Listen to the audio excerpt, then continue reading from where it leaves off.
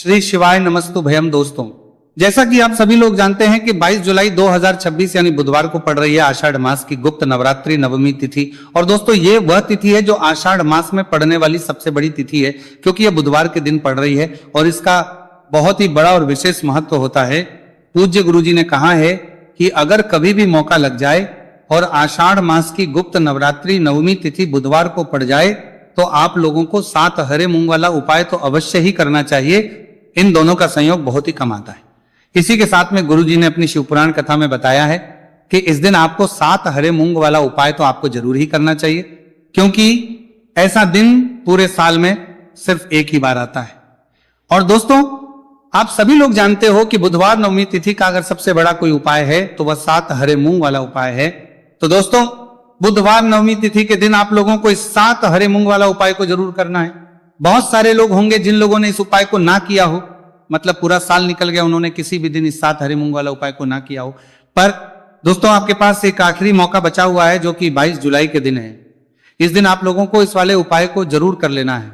भले ही आपने पूरे महीने भर इस उपाय को ना किया हो, पर अगर आपने इस आषाढ़ मास के बुधवार नवमी तिथि के दिन अगर इस वाले उपाय को कर लिया तो आपको इस उपाय को करने का वो फल मिलेगा जिसकी आपने कभी कल्पना भी नहीं करी होगी।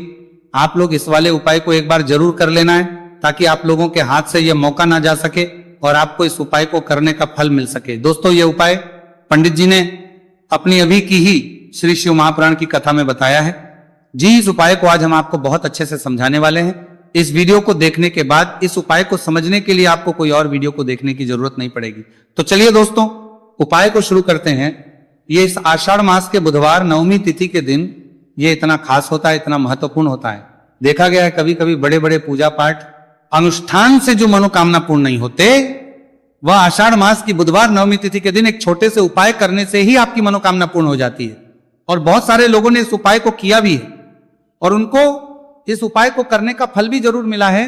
अगर आप लोग इस उपाय को करना चाहते हैं तो आप इस उपाय को पहले अच्छे से समझ लेना, सुन लेना, उसके बाद करना। आपको इस उपाय का फल जरूर मिलेगा। और इस उपाय को कर लेने से आपके घर में चाहे किसी भी प्रकार की दुख और समस्या क्यों ना चल रही हो, आपको उसका कारण भी नहीं पता है कि भाई यह समस्या किस कारण से चल रही है। उसका कुछ भी कारण हो सकता है, जैसे पितृदोष हो सकता है या किसी भी तरह का मंगल दोष भी हो सकता है। तो इस दिन आप लोगों को यह का उपाय कर लेना है। ये एक ऐसा उपाय है जिस उपाय को अगर किसी विशेष दिन पर किया जाए तो भाई उस विशेष दिन का जो है वो तो हमें मिलता ही मिलता है, पर हमने उस दिन पर इस उपाय को किया है तो हमें उससे भी बड़ा फल मिलता है और फल बहुत जल्दी मिलता है, क्योंकि आप इस उपाय को बहुत ही बड़े और विशेष दिन पर कर रहे हो। तो चलिए अब उपाय के बारे में बात करते हैं, लेकिन उससे पहले आप लोगों को यह जानना आवश्यक है कि आखिर ये उपाय किस समय करना है, किसको करना है और कैसे करना है। तो चलिए हम आगे आपको वीडियो में एक एक करके बता देते हैं। लेकिन उससे पहले अगर आप लोग हमारे चैनल पर पहली बार आए हैं या फिर मेरी आवाज आज पहली बार सुन रहे हैं तो हमारे चैनल को सब्सक्राइब जरूर कर लेना और इस वीडियो को लाइक करके कमेंट बॉक्स में श्री शिवाय नमस्तु भयम ओम नमः शिवाय जरूर टाइप कर देना।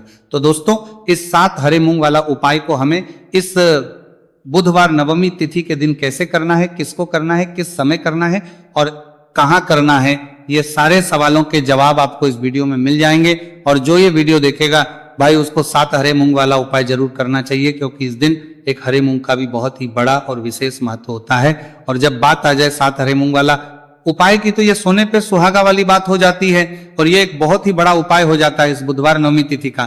तो अब दोस्तों, इस 7 हरे मूंग वाला उपाय को आखिर करना है, सबसे पहले हम लोग वो बात जान लेते हैं। तो देखो, घर की जो बड़ी माताएं बहनें होती है, उन माताओं बहनों में से कोई भी एक बड़ी माता बहन इस वाले उपाय को कर सकती है। और दोस्तों, अगर आप चाहे तो अपने घर में से सभी सदस्यों को भी इस उपाय को करवा सकते हैं। अगर किसी व्यक्ति की खुद की कोई मनोकामना है, खुद की कोई दुख और परेशानी है जो कि वो अपने लिए ही करना चाहता है इस वाले उपाय को, तो वो खुद अपने लिए भी कर सकता है।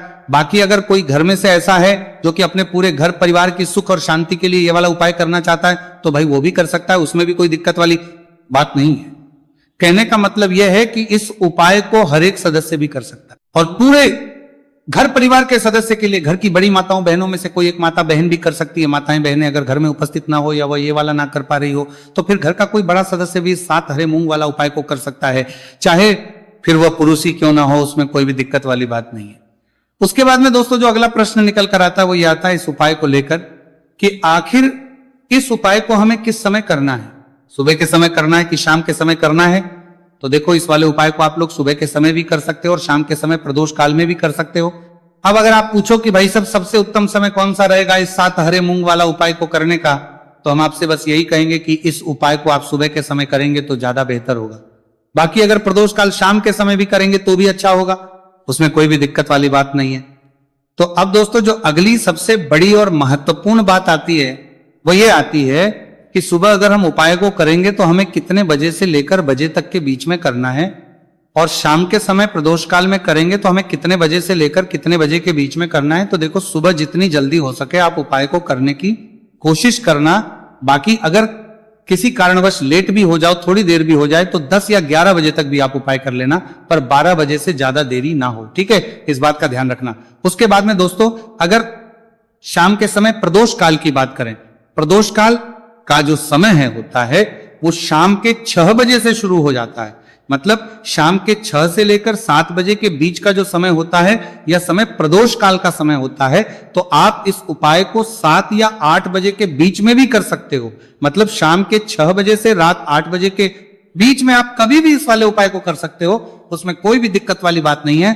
देखिए आप किसी भी रोग से परेशान, आपके शरीर में कोई भी भारी रोग हो चुका है, भारी बीमारी हो चुकी है, या फिर यदि आप किसी भी कार्य में सफलता की प्राप्ति करना है, आप नौकरी में सफलता प्राप्त करना चाहते हैं, आप अपने व्यापार में सफलता की प्राप्ति करना चाहते हैं, आप यदि किसी भी एग्जाम की तैयारी कर रहे हैं और आप यदि उसमें सफलता की प्राप्ति करना चाहते हैं, या फिर आपके विवाह में विलंब हो रहा है, यानी कि आपके किसी भी प्रकार के कार्य में रुकावटें आ रही हैं, बाधाएं आ रही हैं, तो आपको इस नवमी तिथि पर यह दिव्य उपाय करने से नहीं चूकना चाहिए। तो चलिए दोस्तों जानते हैं इस उपाय के बारे में, लेकिन उससे पहले पूज्य गुरुदेव की ही कथा के अनुसार आपको इस उपाय को बहुत विस्तार से समझाने का प्रयास करेंगे। लेकिन उससे पहले यदि आप भगवान शिव के सच्चे भक्त हैं तो हमारे इस वीडियो को लाइक जरूर करें। देखिए पूज्य गुरुदेव ने बताया है कि बुधवार का दिन बुद्धि ज्ञान और विवेक के प्रदायक देव भगवान गणेश को समर्पित होता है, और जो भगवान गणेश है वो भगवान शिव के सबसे प्रिय है। तो बुधवार के दिन किया जाने वाला यह हरे मूंग का उपाय महादेव के साथ साथ भगवान गणेश का कर्म भगवान गणेश को समर्पित होता है, गणेश को भी प्रसन्न करने वाला है। देखिए इस वीडियो में हम पूज्य गुरुदेव द्वारा बताए गए 2 बहुत ही खास उपायों के बारे में जानने वाले हैं। पहला जो उपाय है, यदि आपको अपने किसी भी प्रकार के कार्य में रुकावटें देखने को मिल रही हैं, आप यदि किसी भी प्रकार के कार्य में सफल नहीं हो पा रहे हैं, या फिर यदि आप अपनी को भ्रमण करना चाहते हैं, अपने ज्ञान और विवेक को बढ़ाना चाहते हैं, तो विशेषकर ऐसे लोगों को यह पहला उपाय करना है। तो देखिए इस उपाय को करने के लिए सबसे पहले तो आपको मात्र हरे मूंग लेने हैं। देखिए दोस्तों आप इस उपाय के लिए 5, 7, 21, 51 जितने भी आपके पास हरे मूंग उपलब्ध हो जाते हैं उतने आपको मात्र हरे मूंग लेने हैं। लेकिन आपको एक विशेष बात का ध्यान रखना है कि जितने भी हरे मूंग के दाने लेंगे वो साबुत होने चाहिए, खंडित नहीं होने चाहिए। इस बात का आपको विशेषक ध्यान रखना होगा।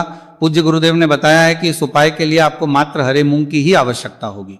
तो देखिए मात्र आपको जो ये हरे मूंग है इन्हें सीधे लेकर के पहुंच जाना होगा भगवान शिव के मंदिर में। देखिए दोस्तों गुरुदेव ने बताया है कि इस उपाय को आप सुबह से लेकर के शाम तक किसी भी समय में कर सकते हैं, लेकिन यदि आप 5 समय है तो आप इस उपाय को प्रदोष काल के समय में भी कर सकते हैं, क्योंकि जिस दिन नवमी तिथि की तिथि होती है उस दिन प्रदोष काल के समय में साक्षात भगवान शिव शिवलिंग में ही विराजमान होते हैं।